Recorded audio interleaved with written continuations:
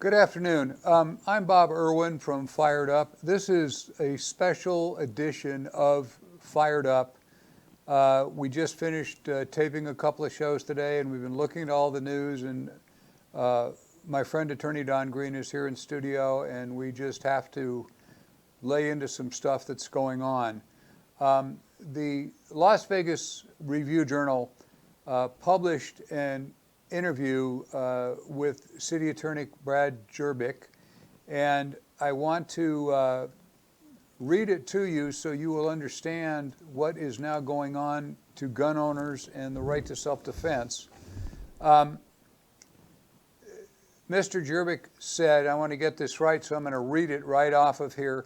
Las Vegas will not prosecute businesses that defy Governor Steve Sisolak's mandate to shut down beginning on Saturday because the order is unconstitutionally vague.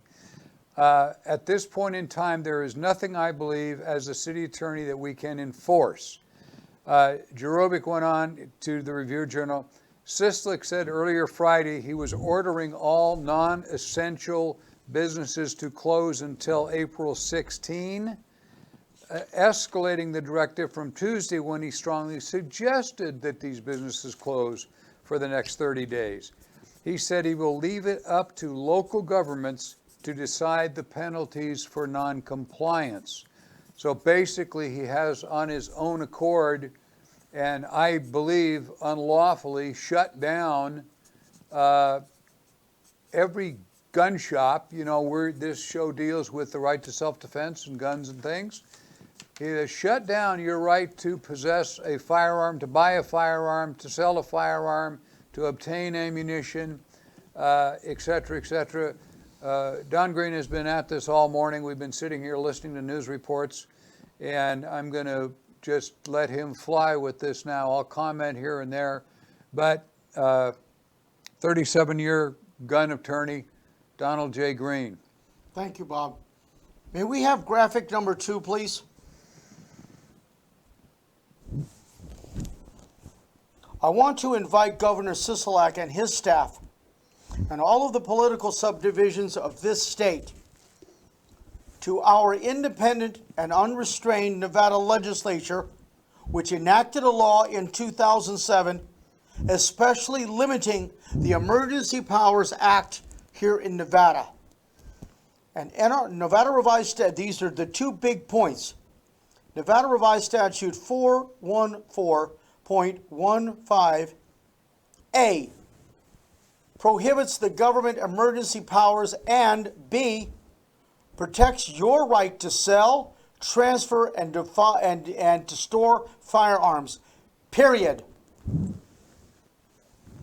This statute is written in such clear language that it says that the governor and his staff and all of the political subdivisions of this state must not construe the emergency powers to restrict the possession, sale, transfer, display of any firearm, period.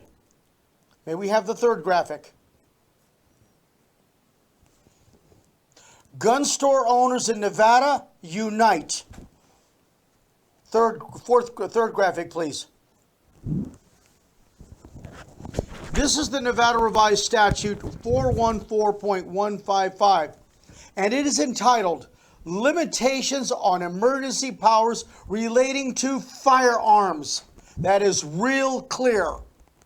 And pursuant to Amendment 2 of the Constitution of the United States and Section 11 of Article 1 of the Constitution of the State of Nevada, and notwithstanding any other provision of the law, the emergency powers conferred upon the governor and upon the executive heads or governing bodies of political subdivisions of this state must not be construed to allow, 1, the confiscation of a firearm from a person unless the person is A, he's in unlawful possession of the firearm, or B, unlawfully carrying a firearm.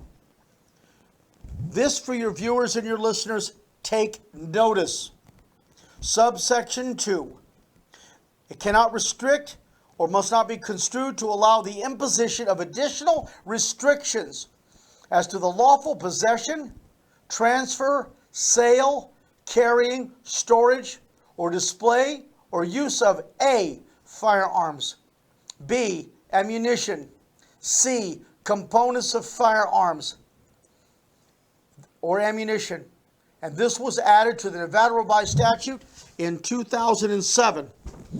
I was actually contacted by one of the assembly members who was on this committee who drafted this in response to things like Hurricane Katrina and what can we do.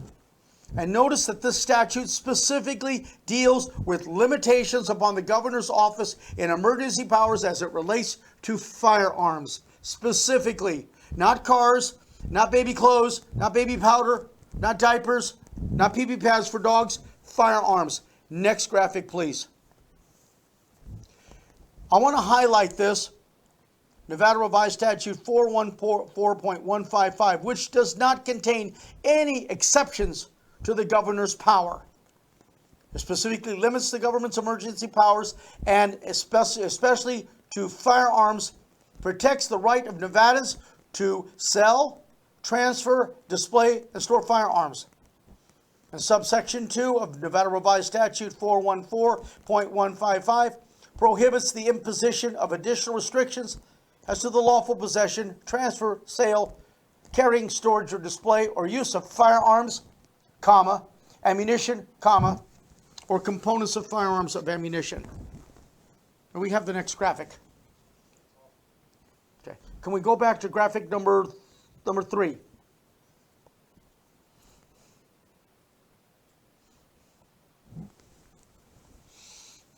The statute, only in subsection 1 of this statute, pertains to an individual carrying or illegally possessing a firearm. Subsection 2 has no such limitation on individuals, and therefore it must not be construed to limit. So therefore, gun store owners theoretically and technically and legally can operate their businesses because this is a specific restriction on the governor's powers. That's what this is entitled. Let me read it again.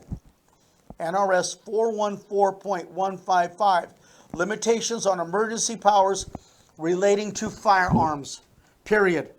This isn't vague. This is not like the Second Amendment, but it does mention the Second Amendment. And is one of the only Nevada Revised Statutes which actually talks about the United States Constitution. But not only that, it mentions the Nevada Constitution. Specifically, it's very clear. And I want the governor's staff to understand this particular law. We're not talking about something that's unclear. We're not talking about something which can be subject to an alternative interpretation. This is a specific limitation on executive power, mandated by the legislature of the state of Nevada, now 13 years ago. So again, I invite the governor and his staff openly to look at this particular provision. There are no exceptions. The only thing that he could try to do is, call the city attorney and say, oh, go ahead and issue a citation. But remember, it prohibits the imposition of any sanctions or restrictions. And Bob, what do you think about that? Well, the law is clear, and I am not a lawyer, as all of my regular listeners know, but I work in this area all the time in court as an expert witness, and over attorneys say, the plain statement of the law is da-da-da, and the attorney on the other side will try and say, well, it didn't really mean that, it didn't mean that. But what it means, the clear statement of the law is the governor cannot restrict firearms under emergency powers. You can read this 6 ways and backwards, and it says that specifically that the governor is out of his depth when he is doing that. He cannot restrict your right to keep and bear arms. On a practical sense, we've got all these people out on the street, out of work, no way to make any money. This will affect the criminal element way more than the general population. They ain't going to wait in line. You will see a gigantic uptick in home invasions and so forth because the people are there and they will do their burglaries and home invasions and carjackings, and because they're going to run out of money first, the criminal element. They got to buy their drugs. So the citizens of this state are in real danger from the governor going way outside of the scope of his authority, in my opinion. I'm not a lawyer, but I tell you what, I talked to probably 6 or 7 gun shops today since we started looking into this, and most of them are closed. They're not answering their phones because they believe that the governor can come get them if they sell a gun or whatever. From my understanding at this moment, they cannot do background checks, that they have furloughed or shut down. Normally on weekends, we'll get a tape recording when you call in for a background check that says, you're 14th in line and we'll get to you within half an hour, so forth and so on. And you've been there when a dealer's trying to sell you a gun and he's on hold for 30 minutes. But now the new message on the phone is, we're not here. Don't call back. We're not processing. And they are not. So the gun dealers cannot even sell guns to people who desperately need the ability to defend themselves. They're stuck. This is going to create mayhem. And the governor needs to reverse this decision. He's already reversed it a couple of times over a 36-hour period. Do this, no don't, no do. He needs to get some staff members that understand the Constitution of Nevada and understand the right to keep and bear arms and the plain reading of this Nevada statute. It's wrong. I agree, Bob. And additionally, this statute is so clear, and it's been the law for 13 years. So you can't restrict this, and therefore cannot restrict the Brady unit up in Carson City. To do this does 2 things. 1, it violates the separation of powers as to the creation of law, and this is creating law. So that's a violation of separation of powers. Number 2, it violates the United States Constitution, which says that no ex post facto laws shall be enacted. An ex post facto law is something, I'm making it a crime today, but it wasn't a crime yesterday. The Constitution of the United States is clear on that.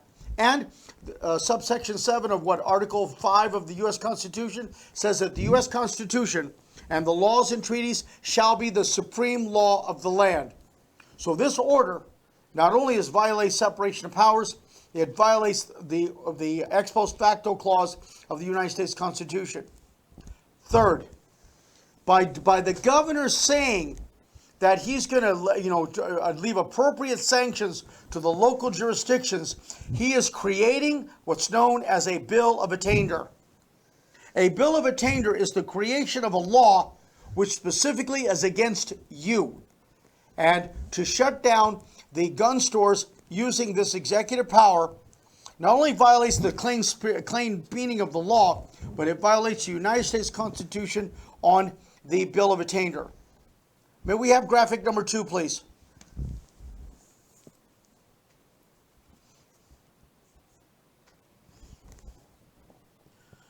Governor Sisolak, this is Nevada. And we have had since October 31st, 1864, when we became the Silver State, our legislature and our unrestrained Nevada legislature, which is independent, and it deliberated and created this law, which I don't think your staff has looked at, and if they have, they're wrong. And if they want to, we'll see you in court. Again, this prohibits the imposition of these restrictions as to firearms. And this is clear. It's clear. And it is a limitation on firearms specifically. It's not on cars. Again, it's not on baby diapers, but it's on that. We would ask everyone to please contact the office of the governor and present this NRS 414.155, or you're welcome to call my office at area code 702-409-8239. Bob, any closing remarks on this emergency broadcast? Yeah, one other thing. This is an unlawful order. However, I want to caution listeners, you know my views on this pretty well. If an officer shows up at your house and says, you know, you've got an illegal firearm and I'm here to collect it, give him the firearm as he requests. This will be hammered out in the courts. You'll get the firearm back with damages. Don't attack an officer who believes he's doing his legal job. Let the voters and the constitutional lawyers fix this. You'll get the gun back. Officers are going to be put in a horrible position by some of this, and it isn't the guy that's coming knocking on your door who wrote the law. He probably hates it as much as you do, but he has to also do a job or he will be fired or he'll be charged with a crime. So just play nice, give him your pistol or whatever it is that he thinks you have, or tell him if he's got a warrant, he can search your house, that's fine. But if without a warrant, you don't want him in your house, and that's your legal right. But don't go after the guy who's on your front porch. He didn't write the law, and in virtually every case, he hates the law himself. So don't attack the messenger.